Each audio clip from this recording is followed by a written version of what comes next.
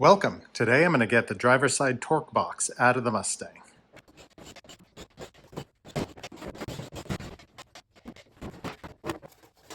Okay, got the floor pan out of the way.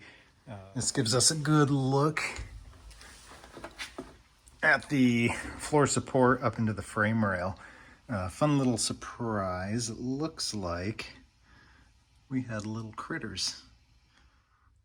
So as we go along, I'll definitely look and see how much of this is surface rust back in there on the cowl and how much of it might be an actual problem. To help visualize how this interacts with the car, got the two-piece torque box, and it's going to go right, hopefully, up in there when it's replaced. And I just wanted to look at the interaction of the floor support and the torque box. It's going to lie something like that when it's in place. And additionally, a kit I got years ago came with this gusset. My car doesn't have it for some reason, but that helps add strength between the frame rail, ties the frame rail into the torque box. That'll go underneath like that. Before I get too crazy in here, I've supported front and back weight of the car on jack stands. I also picked up some of these stack jacks. They're meant for stabilizing RVs. I just brought these up to take the weight of the frame rail and transmission. I didn't jack up on these, so it's just brought up to support it.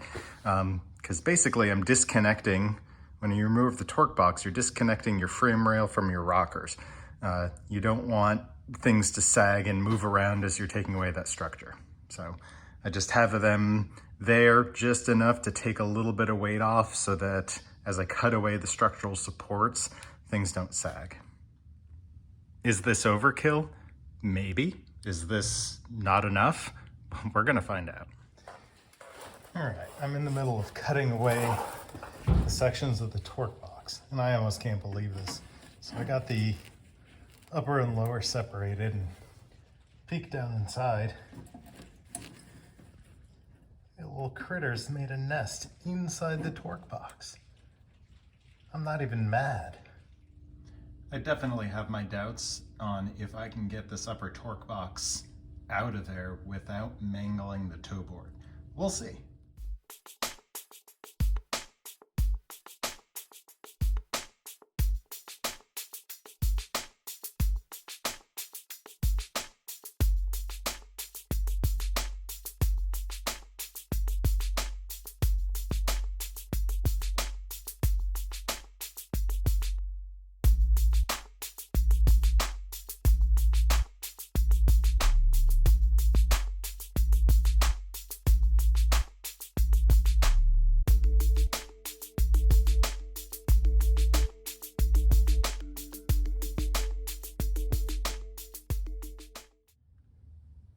Okay, we have a hole through the car. Got both upper and lower torque boxes out. Obviously, still need to clean up the flanges that I cut around. I carefully cut off this front well. I didn't want to grind too far in or cut into my frame rail because that's actually pretty good metal. And from here, you can see the floor support going all the way onto the frame rail there. So that's all going to get replaced with the new floor support. Okay, this might be hard to see, but we've got the torque box removed. Yep, you can see up at the top there, hope you can see, the top of the toe boards were too weak and rusty and thin. So, and plus I don't know if I could get it out without mangling it. So there it goes.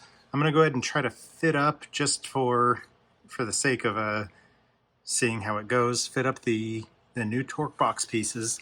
Of course, we're still going to remove this this floor support and weld in the new one. Here are the old pieces of the torque box.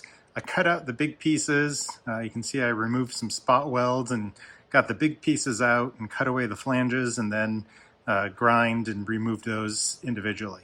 Was it the best way to do this? Probably not. Was it fast and efficient? Also no. This is a quick preview of the upper torque box pressed in place. I need to manipulate it on the other side of the firewall here, but this will fit up in there. Yeah, things seem like they're going to line up pretty well. Okay, and this is just showing where the upper torque box goes. Obviously, I can't put it up to where it needs to be until this one is in place and situated, but just to get a feel for where it's going to fit. All right, thanks for watching. Next step is going to be removing driver side floor support, double checking the frame rail, making sure there's nothing that needs addressing there. From what I've seen, we're okay, knock on wood. And then wrap up the driver side, put back the new frame rail on, new torque box, weld it all up. Thanks.